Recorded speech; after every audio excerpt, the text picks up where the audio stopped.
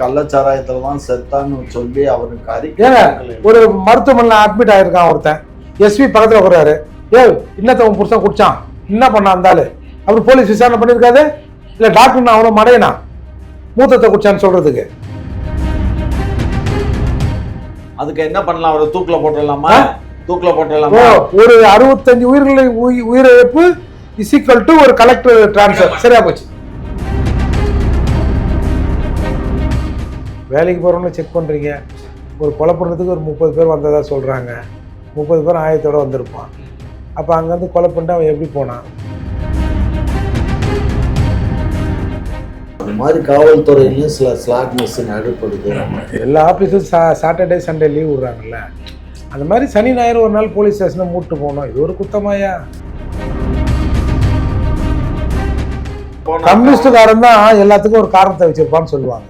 திமுக காரங்களும் அந்த மாதிரி ஆயிட்டீங்க. வேற வேலையா இல்லையா அவங்க?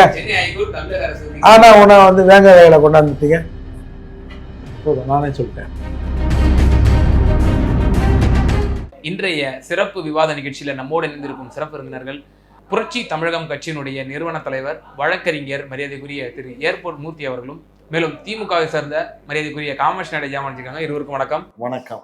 முனைவர் காமராஜ் ஐயா, சென்னை மாநகரத்தினுடைய காவல் ஆணையர் மரியாதைக்குரிய சந்தீப் ராய் ரத்தோர் அவர்கள் மாற்றப்பட்டு அருண் அவர்கள் வந்து மாற்றப்பட்டிருக்கிறார். இந்த மாற்றத்திற்கான காரணம் வந்து குறிப்பா இந்த ஆம்ஸ்ட்ராங் அவரோட படுகொலை தான் அப்படின்னு சொல்லி பரவலா வந்து செய்திகளும் வந்த ஒன்றமா இருக்கு. சட்ட ஒழுங்கு அப்போ மோசமாக தான் இருக்கா? அதை உணர்ந்து தான் வந்து நம்முடைய முதல்வர் வந்து மாற்றம் செஞ்சிருக்காரா அப்படின்ற ஒரு கேள்வி இருக்கு. இந்த கேள்வியை அவர்கிட்ட கேட்டுட்டு அதுக்கப்புறம் என்கிட்ட பதில் கேட்டுக்கணும். என்கிட்ட கேட்டீங்கன்னா நான் சட்ட ஒழுங்கு நல்லா தான் இருக்கு அப்படின்னு தான் நான் சொல்லுவேன். அவர் தான் அந்த குறைய சொல்லுவாரு. அதனால அவர்கிட்ட கேள்வி. இல்ல குறை இருக்கா இல்லையா அதை சொல்லுங்க. உங்களுக்கு நிறைய இருக்கா? நிறைய சொல்லுங்க. எங்க ஆட்சியில சட்டம் ஒழுங்கு பராமரிக்கப்படுது. இவருடைய ஆம்ஸ்ட்ராங்குடைய படுகொலை காவல்துறையினுடைய கட்டுப்பாட்டை மீறி நடந்ததாக தெரிய வருகிறது. விசாரணையில் தான் இருக்கிறது. இதுக்கு முன்னாடி நடக்கிற கொலைகள் எல்லாம் காவல்துறை கட்டுப்பாட்டோடு நடக்குதா? கடந்த 6 மாதங்களில் சென்னையில் மட்டும் 57 படுகொலைகள், 58 ஆம்ஸ்ட்ராங் அவர்களோட சேர்த்து, அதெல்லாம் உங்க கட்டுப்பாடோடு நடந்ததா? என்ன சொல்றீங்க நீங்க? இதெல்லாம் கருத்துல கொண்டுதான் எங்களுடைய மாநகரனுடைய காவல்துறையினுடைய அதிகாரி மாற்றப்பட்டு இன்றைக்கு அருண் என்ற ஏடிஜிபி அவர்கள் சட்டம் ஒழுங்கை பார்த்து கொண்டிருந்த, தமிழ்நாடுக்கே சட்ட ஒழுங்கை கவனித்து கொண்டிருந்த திரு அருண் அவர்களை சென்னைக்கு மாற்றப்பட்டு இருக்கிறார். தமிழ்நாடு முழுக்க ஒரு அதிகாரி பார்வையில் இருக்குது. அந்த அதிகாரி கூட்டாந்து ஒரு இடத்துல போடுறோம்னா தமிழ்நாடு முழுக்க நடக்கிற கிரைம் ஒட்டுமொத்தமாக சென்னையில் நடக்குதுன்னு அர்த்தம். ஆகவேதான் அவர் சென்னையில் நடக்கக்கூடிய கிரைம்களை அடக்க வேண்டும் என்பதற்காக அவரை இங்கே அப்பாயின்மெண்ட் செய்திருக்கிறார் தமிழக முதலமைச்சர். கண்டிப்பாக வரும் காலங்களில் இது போன்ற நிகழ்வுகள் எல்லாம் நடைபெறாமல் இருக்கும் என்பது எந்த விதம். அதான் குதிரையெல்லாம் ஓடி போச்சு, அப்புறம் நீங்க லாயத்தை போட்டு என்ன பிரயோஜனம்? இப்போ இந்த டிபேட் நம்ம பண்ணிட்டு இருக்கிறோம். இதுக்கு முன்னதாக ஆம்ஸ்ட்ராங் அவர்கள் படுகொலை செய்யப்பட்ட பிறகு தடா ரஹீம் அவர்கள் உங்களோட வந்து ஒரு டிபேட்ல கலந்துருந்தாரு. அப்போ நீங்க ஒரு கருத்தை முன் வச்சிருந்தீங்க, காவல்துறையில் உள்ள கருப்பாடுகளை எல்லாம் எங்களோட முதல்வர் அவர்கள் களை எடுத்துட்டு இருக்காரு, என்னென்னலாம் வந்து சீர்திருத்தம் செஞ்சுட்டு இருக்காரு நீங்க சொன்னீங்க. அப்போ தடா ரஹீம் அவர்கள் உங்களை இன்டர்ப்ட் பண்ணி ஒரு விஷயம் ஒன்று சொன்னார். அதாவது உங்க கட்சிக்காரர்களுடைய இன்ஃப்ளூயன்ஸ் வந்து காவல்துறையில் இருக்கு, அவர்கள் தான் வந்து நியமிக்கிறாங்க, அவங்க குறுநிலை மன்னர்களா இருக்கக்கூடிய ஒவ்வொரு மாவட்டத்தினுடைய செயலாளர்கள் தான் வந்து அந்தந்த பகுதிக்கு உண்டான காவலர்கள் யார் அதிகாரியா இருக்கணும் அவங்க தான் தீர்மானிக்கக்கூடியவர்களா இருக்காங்க. அதை பிரேக் பண்ணாதான் வந்து நம்ம வந்து சீர்திருத்தம் செய்ய முடியும், அது நம்முடைய முதல்வர் இரும்பு கடம் போட்டு அடக்குவாரா அப்படின்ற ஒரு கேள்வி அவர் முன் வச்சாரு. ஸோ நீங்க சொல்றீங்க காவலர் ஆணையரை மாத்திட்டோம், இனிமேல் இந்த சீர்திருத்தம் நடந்துரும், இனி மூவிங் ஃபார்வர்டு வந்து எந்த ஒரு பெரிய சிக்கலும் இருக்காதுன்னு சொல்றீங்க. ஆனா அவர் அந்த மாதிரி ஒரு கேள்வியை முன் வச்சதை நான் எனக்கு நினைவு வந்தது, உங்களுக்கு நினைவு கொடுத்துறேன். ஆளுங்கட்சியை விமர்சனம் பண்றதுங்கிறது எதிர்கட்சிகளுக்கு அல்வா சாப்பிட்ற மாதிரி. அதுலேயும் திரு மூர்த்தியார் அவர்களை போன்றவர்களுக்கு வந்து இன்னும் கொஞ்சம் கூடுதலான அல்வா சாப்பிட்ட மாதிரி தான். சரியா? ஆகவே எங்களுடைய ஆட்சியில் தவறுகள் நடக்குதான்னா நடக்குது, இல்லைன்னு நான் மறுப்பதற்கு இல்லை. அதற்குரிய நடவடிக்கைகளை எங்களுடைய முதல்வர் எடுத்துக்கொண்டிருக்கிறார். அதனுடைய ஒரு பகுதியாகத்தான் திரு ஆம்ஸ்ட்ராங் அவர்கள் கொலை செய்யப்பட்டதை கருத்தில் கொண்டு இன்றைக்கு சென்னை மாநகரத்தினுடைய ஆணையரை மாற்றி புதிதாக ஆணையர் நியமிக்கப்பட்டிருக்கிறார். இனி வரும் காலங்களில் இது போன்ற செயல்கள் அதான் சார், ஆணையர்களையோ அதிகாரிகளையோ வந்து மாற்றப்பட்டால் இதுக்கு வந்து தீர்வு கிடையாது. கட்சிக்காரர்களை வந்து சரியான நம்ம நடவடிக்கை எடுத்தாதான் வந்து இதுல வந்து ஒரு சீர்திருத்தம் ஏற்படும்னு உங்க மீது ஒரு குற்றச்சாட்டு வைக்கப்படுது. நீங்க சிறுபிள்ளைத்தனமா பேசுறீங்க. முதல்வருடைய கட்டுப்பாட்டில் இருக்கக்கூடிய டிபார்ட்மெண்ட்ல வந்து வேற யாரும் போய் தலையிட முடியாது, புரிஞ்சுக்கோங்க. முதல்வருடைய கண்ட்ரோல் அது. அதனால எதுவா இருந்தாலும் முதல்வருக்கு தெரிஞ்சுதான் எதுவும் செய்ய முடியும். அதனாலதான் வெள்ளத்துறையை வந்து கடைசி நாள்ல சஸ்பெண்ட் பண்ணாங்களோ, முதல்வருடைய கட்டுப்பாட்டுல இல்ல, அது வந்து தேர்தல் நேரம், அது அதாவது இல்ல. சாராய விற்கிறது, நாங்கள் சாராய விற்பனை குழந்தையா இருந்துன்னு சொன்னால் நாங்கள் அரசியலை விட்டு விலக தயார் அப்படின்னு 2 எம்எல்ஏ பேசுனாங்களா? அதாவது கலெக்டர் வந்து ப்ரெஸ் மீட் வைக்கும்போது உங்கள் மாவட்ட செயலாளரும் எம்எல்ஏயும் உட்காந்து ப்ரெஸ் மீட் நின்னாரா கள்ளச்சாராயம் இல்லைன்னு? அதாவது ஏதோ ஆர்வ கோளாறுல ஒரு அமைச்சர் வந்து ஒரு எம்எல்ஏ வந்து அன்றைக்கு பக்கத்து ஆர்வ கோளாறுல யார் வேணாலும் கலெக்டர் பக்கத்தில் உட்காந்துடலாமா? ஒரு சென்சிட்டிவ் மேட்டர் பேசுகிற போது அது தவறு தாங்க. அதெல்லாம் வந்து ஏங்க இது என்னங்க, இது எல்லாத்தையும் செஞ்சுட்டு தவறு தான் நடந்து போச்சு, என்னது இது பேச்சு? இது 65 உயிர்களை வந்து அவருடைய பேச்சினால்தானே, அந்த அவருடைய இன்டர்வியூனால தானே காவு வாங்கியிருக்கு. அவர் ஒரு கள்ளச்சாராய மரணம் அப்படின்னு சொல்லியிருந்தாருன்னா மற்றவங்க வந்து அந்த இறுதி ஊர்வலத்துக்கு வந்திருக்கவங்க வந்து குடிச்சிருக்க மாட்டான். நீங்க சவுத்துல மொட்டை சவுத்துல உட்காந்துருக்க பூனை எங்கிட்டு தவுமா அங்கிட்டு தவுமான்னு தெரியாம இருக்கிற காலகட்டத்துல அதனால குடிச்சிருக்க மாட்டான், இதனால குடிச்சிருக்க மாட்டான்லாம் நீ சொல்லக்கூடாது. நாங்க யாரும் ஜோசியம் பாக்குறோம்லாம் சொல்லல. அப்புறம் அந்த இவன் இதுலதான் செத்தான்னா அவன் சாவுலயே கலாச்சாரத்தை குடிச்சிருக்க மாட்டாங்கல்ல. அவன் சாவுல வந்தவங்க தானே எல்லாரும் டாக்டர் வந்து அந்த இதை வந்து கள்ளச்சாராயத்துலதான் செத்தான்னு சொல்லி அவருக்கு அறிக்கை ஒரு மருத்துவமனையில அட்மிட் ஆயிருக்கான் ஒருத்தன், எஸ்பி பக்கத்துல போறாரு, இன்னத்த உன் புருஷன் குடிச்சான் என்ன பண்ணா இருந்தாலும் அப்படி போலீஸ் விசாரணை பண்ணிருக்காது? இல்ல டாக்டர் அவனை மடையனா மூத்தத்தை குடிச்சான்னு சொல்றதுக்கு? கலெக்டர் சொன்னது தாங்க நான் சொல்ல முடியும். கலெக்டர் அந்த கலெக்டரை கூட நம்ம கலெக்டர் சொன்னதான் பொய்ன்றமே. அதனாலதான் அவரையும் மாத்திட்டா அதுக்கு என்ன பண்ணலாம்? அவரை தூக்குல போட்டுடலாமா? தூக்குல போட்டுடலாமா? ஒரு 65 உயிரிழப்பு இசிக்கல் டு ஒரு கலெக்டர் டிரான்ஸ்ஃபர். சரியா போச்சு. ஏங்க 65 உயிரிழப்பு யாரால நடந்துச்சு? இவன் எதுக்கு ஏறி விழுந்து போய் எதுக்கு விஷச்சாராயத்தை குடிச்சிட்டாங்க? அப்ப குடிச்சிட்டா நீங்க விற்க விட்டீங்க, வாங்கி குடிச்சிட்டான். நாங்க விற்க விட்டோம், திருத்தனமா விற்கிறான். எப்படி ரகசியமாவா? ரகசியமா தான் வித்துருக்கான் எங்களுக்கு. அவன் ஏங்க நீங்க எல்லாம் பண்ணா சாக்கு மூட்டையில வச்சுட்டு கேரத்துக்கு வந்தவங்களுக்கு எடுத்து கொடுத்தாங்க. நீங்க அவன் 3 வருஷமா எடுத்துக்கிறானா? முந்தானே திருத்த மாதிரி சொல்றீங்க. 3 வருஷமா சாகல இல்ல? கடந்த ஆண்டு சாகலையா? சூப்பர். கடந்த ஆண்டு கூட 23 மரணங்கள் ஏற்பட்டுச்சு. இன்னும் உங்ககிட்ட நான் எதிர்பார்க்கிறேன். என்ன இன்னும் எதிர்பார்க்கிறேன். இல்ல அதன் பிறகு கூட இந்த கள்ளச்சாராய மரணம் பிறகு கூட விழுப்புரம் மாவட்டத்துல ஒரு முதியவர் மரணித்தார்னு சொல்லி எடப்பாடியார் வந்து அறிக்கை விட்டுருக்காரு. எடப்பாடியார் அறிக்கை விட்டு அவருக்கு பொழுது போல அவர் என்ன பேசிட்டு இருப்பாரு. திரு ஏர்போர்ட் மூர்த்தி சார், இப்ப நீங்க இந்த விவகாரத்தை எப்படி பாக்குறீங்க? சென்னையினுடைய கமிஷனர் வந்து மாற்றப்பட்டிருக்காரு. இந்த மாற்றம் என்பது ஏதேனும் ஒரு முன்னேற்றத்தை தருமா? இவர் லா அண்ட் ஆர்டர் வந்து இப்போ இருக்கக்கூடிய அருண் அவர்கள் வந்து செயல்படுவார்னு நினைக்கிறேன். அருண் அவர்களோட அந்த ஃபாஸ்ட் ரெக்கார்ட்லாம் பார்த்தோம்னா ஒரு திறமையான அதிகாரி, பெரும்பாலும் வந்து அழுத்தத்திற்கு கட்டுப்படாதவர், ஓரளவுக்கு சரியாக லா அண்ட் ஆர்டர் மெயின்டைன் பண்ணுவார், பணியை வந்து யாருக்கும் பணியாமல் செய்யக்கூடியவர் என்று பெயர் எடுத்தவர். அவர் இன்னைக்கு போட்டிருக்காங்க, பார்ப்போம்.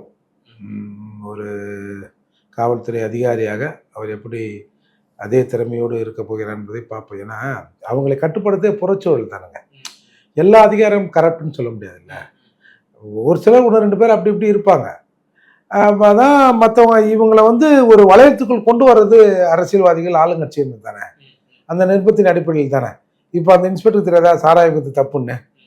கள்ளக்குறிச்சி இன்ஸ்பெக்டருக்கு சாராய விற்கிறது தப்புன்னு தெரியாது? தெரியல. அப்போ எப்படி ஒத்துக்கினாரு? அப்போ அந்த மாதிரியான சில விஷயங்கள் நடக்கத்தான் செய்யும். அதால் இன்றைக்கு பொறுப்பேற்றிருக்கிற அவருக்கு நம்முடைய வாழ்த்துக்களை தெரிவித்துக் கொள்கிறோம். அதே மாதிரி இவர் ஏதோ ஜஸ்ட் லைக் த ட்ரான்ஸ்ஃபர் போட்ட மாதிரி சொல்கிறாரு. 6 மாதத்தில் 58 பேர் சென்னையில் மட்டும் படுகொலை. அப்போ சென்னையில் ஒரு கமிஷனர்னு ஒருத்தர் இருக்காரு, அவர்கள் திறம்பட செயல்படுறாருன்னு சொல்ல முடியுமா?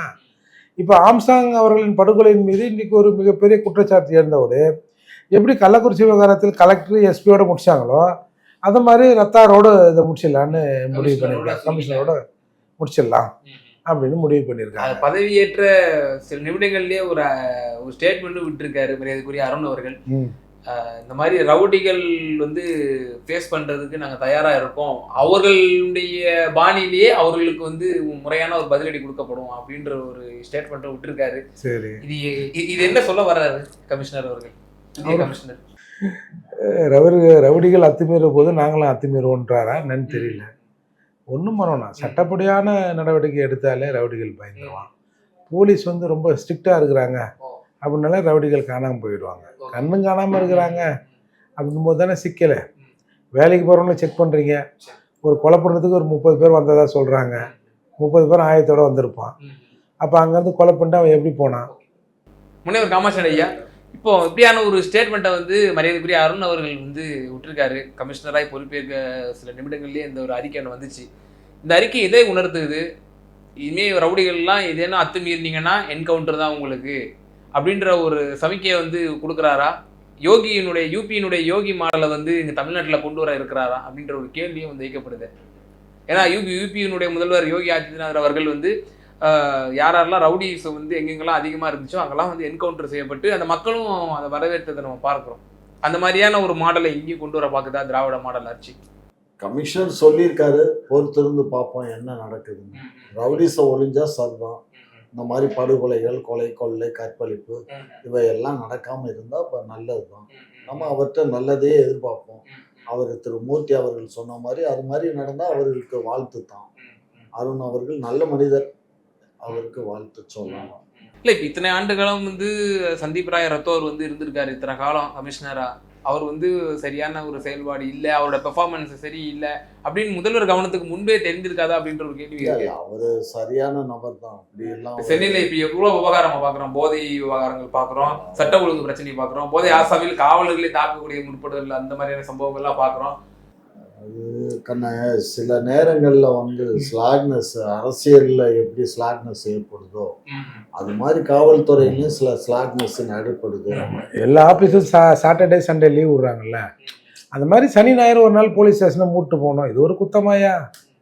அது நம்ம அறிக்கை கூட கொடுத்தோம், ஒரு நாள் லீவ் தரோம் அப்படின்னு சொல்லி. ஆனால் அது பேரளவில் இருக்குது, எழுத்தளவில் இருக்குது அந்த அறிவிப்பு. காவலர்கள்லாம் நான் கூட நிறைய காவலர்கிட்ட கேட்டிருக்கேன், கமிஷனர்கிட்ட கேட்டிருக்கேன், பலர்ட்டையும் கேட்டிருக்கேன்.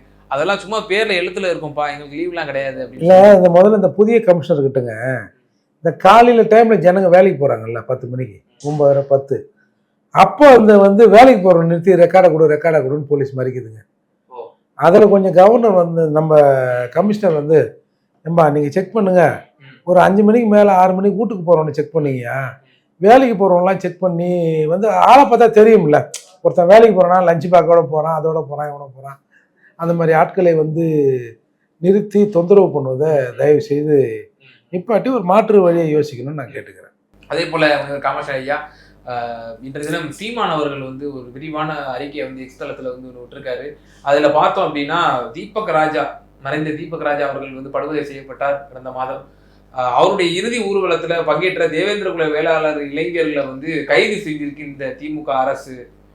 ஒரு தன்னெழுச்சி பெற்று அந்த சமூகத்துக்கான ஒரு அங்கீகாரமா அவரை பார்க்குறாங்க. அவங்க தன்னெழுச்சி பெற்று அந்த இறுதி ஊர்வலத்தில் கலந்துக்கிறாங்க. அந்த இளைஞர்களை வந்து கைது செஞ்சிருக்கு திமுக, இது கண்டனத்துக்குரியது, அவர்களை வந்து விடுதலை செய்யணும் அப்படின்னு சொல்லி சீமான் அவர்கள் ஒரு விரிவான அறிக்கையை விட்டுருக்காரு. இந்த அறிக்கை எப்படி பார்க்குறீங்க? மொட்டை தலைக்கும் முழங்காலுக்கும் முடிச்சு போடக்கூடாது.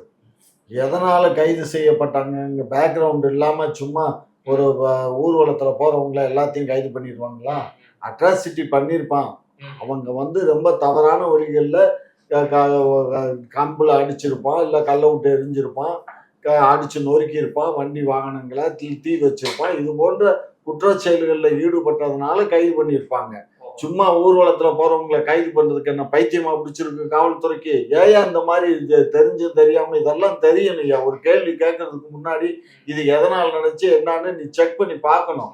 பார்த்துட்டு அதுக்கப்புறம் கேட்கணும். நீ பாட்டு பொந்தாம் பொதுவா அவர் எக்ஸ்தலத்துல அவர் பதிவிட்டா அவர் என்ன எல்லாமே அவருக்கு தெரிஞ்சுமா? அவர் என்ன கடவுளா? செக் பண்ணக்கூடாது, செக் பண்ணி கேட்கணும். என்ன இல்லைங்க. காரணத்தினால நடந்துச்சு, இல்லைங்கய்யா, எதுக்கு கைது பண்ணாங்கன்னு தெரிஞ்சு கேட்கணும். இல்லை இன்னும் கொஞ்சம் தீவிரமாக பண்ணுறதுக்கு நீ நேரடியாக அந்த ஊருக்கு போகணும், போய் பார்த்துட்டு வந்து இங்கே கேட்கணும். இப்ப அப்படி எல்லாம் தேவையில்லை. கூகுள்ல போய் சர்ச் பண்ணாலே வேணாம், கூகுளில் பொய்யா கூட போட்டிருக்கலாம், பொய்யா கூட போட்டிருக்கலாம்ல. பொய்யெல்லாம் ஏன்னா Googleல கண்ணால் காண்பதும் போய், காதால் கேட்பதும் போய், இப்படி தீர விசாரிப்பதே மெய். அதில் நேரடியாக அங்கே போய் ஸ்பாட்டில் இறங்கி விசாரிச்சுட்டு ஆமா வந்து இப்ப கேள்வி எப்ப கேளு. போய் ஸ்பாட்ல அதெல்லாம் ஊர்வலம் தான் முடிஞ்சது போச்சு இல்ல. அப்புறம் என்ன இருக்கு, கைது பண்ணாச்சு, ஊர்வலம் இல்லை முடிஞ்சுச்சு. அப்படின்னு நீங்கள் சொன்னாலும் சொல்லுவீங்கன்னு நான் நாங்க சொல்ல. உங்களுக்கு எப்பயுமே நான் ஏதாவது பேசினா அதுக்கு ஏதாவது எதிர்ப்பதம் பேசணுங்கிறது உங்களுடைய ஆசை. பேசுங்க. இல்லை பேசி- நீங்க பேசுறத ஒத்துக்கிற மாதிரி இல்லையே. என்ன ஒத்துக்கிற மாதிரி ஏன் சார்? ஒரு ஊர்வலத்துல போறவன் வந்து சும்மா போனா கம்யூனிஸ்டுக்காரன் தான் எல்லாத்துக்கும் ஒரு காரணத்தை வச்சிருப்பான்னு சொல்லுவாங்க. திமுக காரங்களும் அந்த மாதிரி ஆயிட்டீங்க. நீங்க மனசாட்சி அடமானம் வச்சுட்டு பேசுறீங்க. சும்மா ஊர்வலத்துல போனவங்களை கைது பரவாயில்ல. செய்யறதுக்கு பைத்தியமா பிடிச்சிருக்கு பரவாயில்ல, காவல்துறைக்கு. உங்க கவர்மெண்ட்ல மனச்சாட்சி கூட அடமானம் வாங்கிக்கிறீங்களா?